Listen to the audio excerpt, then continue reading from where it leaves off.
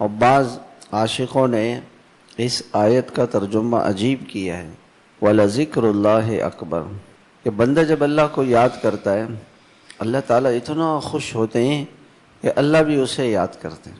کتنی بڑی بات ہے۔ ایک اللہ والے نے کہا کہ مجھے یہ پتہ چل جاتا ہے کہ اللہ تعالیٰ مجھے کب یاد کرتے ہیں۔ آپ کو کیسے پتہ چلتا ہے؟ کہ جب میں اللہ کو یاد کرتا ہوں، میں اللہ کو یاد کرتا ہوں تو اللہ تعالیٰ مجھے یاد کرتے ہیں۔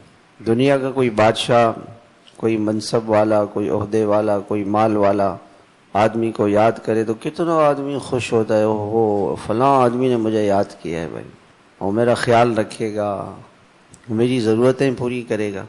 وہ اللہ جو کسی کا دنیا کے سارے لوگ محتاج ہیں تو خود محتاج ہیں، دنیا والے کیا کسی کے کام آئیں گے؟ وہ تو خود ضرورت مند ہے، حاجت مند ہے۔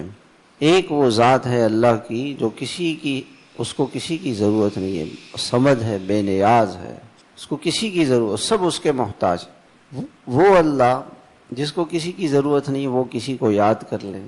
اللہ پاک ہمیں یہ لذت عطا فرما دے۔ اللہ سے دعا مانگا کرے۔ جب انسان گناہ کرتا ہے نا، گناہوں کی نحوست یہ ہے کہ عبادات میں سستی پیدا ہو جاتی ہے، نماز میں دل نہیں لگتا، نماز میں دل ہی نہیں لگتا، جلدی نماز پڑھنا، مسجد میں دل نہیں لگتا۔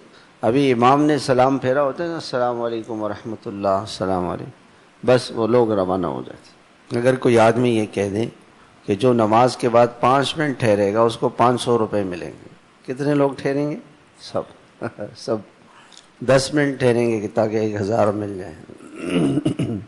دنیا کی دولت سامنے ہے، اگر آخرت کی دولت سامنے نہیں ہے، آخرت سامنے نہیں، تو اللہ تعالیٰ جب گناہ انسان کرتا ہے عبادت کی توفیق ختم ہو جاتی ہے، عبادت کی لذت چھین لی جاتی ہے، اللہ کے نام کی مٹھاس نہیں ہوتی ہے، ذکر کرنے کو دل ہی نہیں چاہتا۔